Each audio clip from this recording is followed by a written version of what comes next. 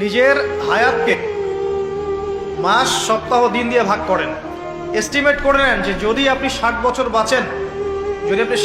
বাঁচেন, তাহলে কত বছর চলে গেছে আর কত বছর আছে, কত দিন আছে। এই দিনগুলো কিভাবে কাটালে আপনি সেই কাঙ্ক্ষিত লক্ষ্যে পৌঁছাতে পারবেন, এটা হিসাব করেন, নিজেকে চিন্তা করেন। একটু দাঁড়ান, থামেন। যে ফ্লোতে ছুটছেন, পরিবারের পিছনে, ব্যবসার পিছনে, চাকরির পিছনে, আপনার সমাজের পিছনে, দুনিয়ার পিছনে, বাড়ি গাড়ি স্ট্যাটাসের পিছনে, একটু দাঁড়ান, রিল্যাক্স হন। একটা রাত একটু থামেন, রিল্যাক্সে চোখটা বন্ধ করে খাতা কলম নিয়ে বসেন পড়ার টেবিলে। চিন্তা করেন যে আপনি দুনিয়াতে থাকতে আসেন নাই, আপনি মরতে এসেছেন। দুনিয়াতে আপনি থাকতে আসেননি, দুনিয়াতে আপনি মরতে এসেছেন। এবং সময় লিমিটেড, আপনি জানেন না কতটুকু। ধরে নিলাম 60 বছর, আপনার 30 চলে গেছে, বাকি 30 পড়ে আছে। এই বাকি 30-এর শেষ 10 বা 5 আপনি আমল করতে পারবেন না চাইলেও। যে স্পিড এখন করতে পারছেন ওই স্পিডে পারবেন না, পসিবল না। এখন আপনার হাতে 20-25, এটাকে দিন দিয়ে ভাগ করেন। এখন দেখেন বিগত যে সময়টা পার করে এসেছেন, এই সময়ের মধ্যে কতটা রোজা রাখেন নাই, কত ওয়াক্ত নামাজ পড়েন নাই, কতবার জেনা করেছেন, কতবার সুদ খেয়েছেন, কতটা মানুষের হক নষ্ট করেছেন, কতটা দুর্নীতি করেছেন, কতবার মাদক খেয়েছেন, কতবার মেয়ের সাথে বারে ড্যান্স করেছেন, কতটা গার্লফ্রেন্ড চেঞ্জ করেছেন। আপনি হিসেব করেন, আমল নামা হিসেব করেন। আপনার আমল নামা নিজে হিসেব করেন। দিন আসার আগেই হিসেব করে ফেলেন। আল্লাহ পাক কিয়ামতের মাঠে উঠানোর পরে আমল নামা ছুড়ে দিয়ে বলবেন, ইকরা কিতাবাক, পড়ো তোমার বই। আজকে তুমি তোমার হিসাব নেওয়ার জন্য যথেষ্ট। সময়, এই সময়টুকু মূল্যায়ন করেন। এখন আপনি যদি ডেডিকেটেড হয়ে যান, না আমি যা করেছি, আগের পাপগুলো থেকে তওবা করব, যার যার হক তাকে ফিরিয়ে দিব। কাউকে যদি গালি দিয়ে থাকে, গিয়ে বলবো ভাই আপনাকে গালি দিয়েছিলাম, আমাকে মাফ করে দেন। কারো যদি সম্পত্তি আত্মসাৎ করে থাকে, ফিরিয়ে দিয়ে বলবো যে তোমার সম্পত্তি নিয়ে নাও, যা নেওয়ার দুনিয়ায় নিয়ে নাও, পরকালে আমার জন্য দাবি রেখো না। সুদ খেয়ে থাকেন, এখনই ছেড়ে দেন। সবজি বিক্রি করে খান, তাও সুদী ব্যাংকে চাকরি করেন না। সবজি বিক্রি করে খান, তাও সুদী ব্যাংকে চাকরি করেন না। মাদক খেয়েছেন, তওবা করেন। তিরাতে খাবাল পান করানোর আগেই তওবা করে ফিরে আসেন। রোজা রাখেন নাই, হিসেব করেন কতগুলো রোজা রাখেন নাই, চেষ্টা করেন আদায় করে দেওয়ার জন্য, চেষ্টা করেন। হ্যাঁ, খালেস তওবা করলে আল্লাহ হয়তো এমনি মাফ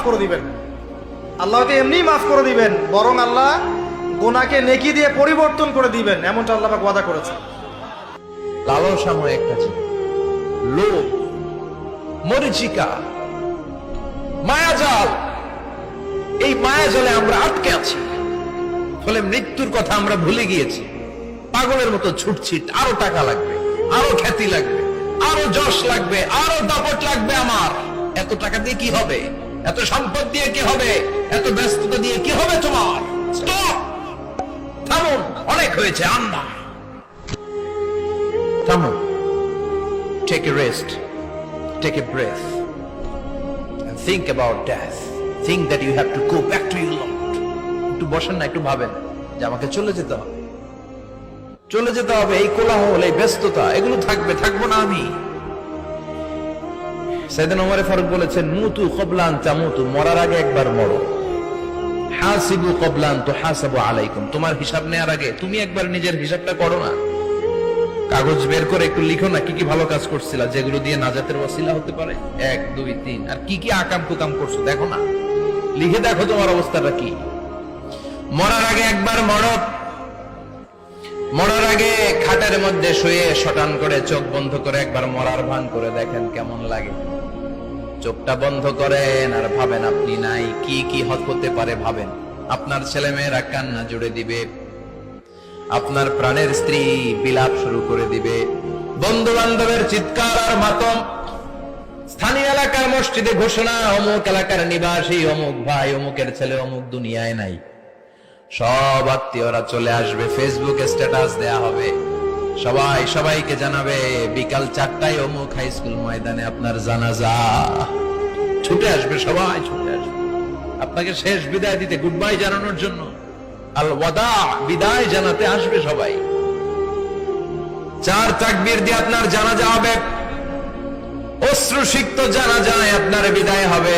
কাঠের খাটিয়ার মধ্যে করে কাঁধে তুলে আপনার কবরে নেওয়া হবে।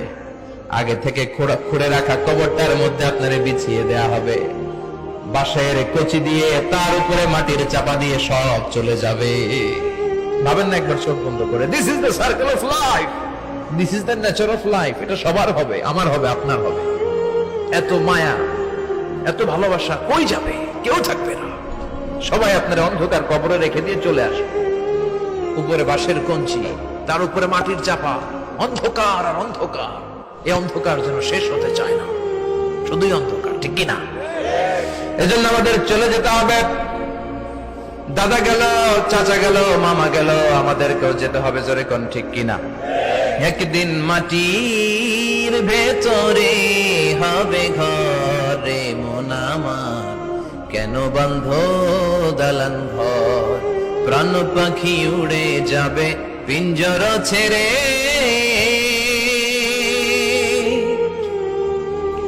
ধরা ধামে সবই রবে, তুমি যাবে চলে।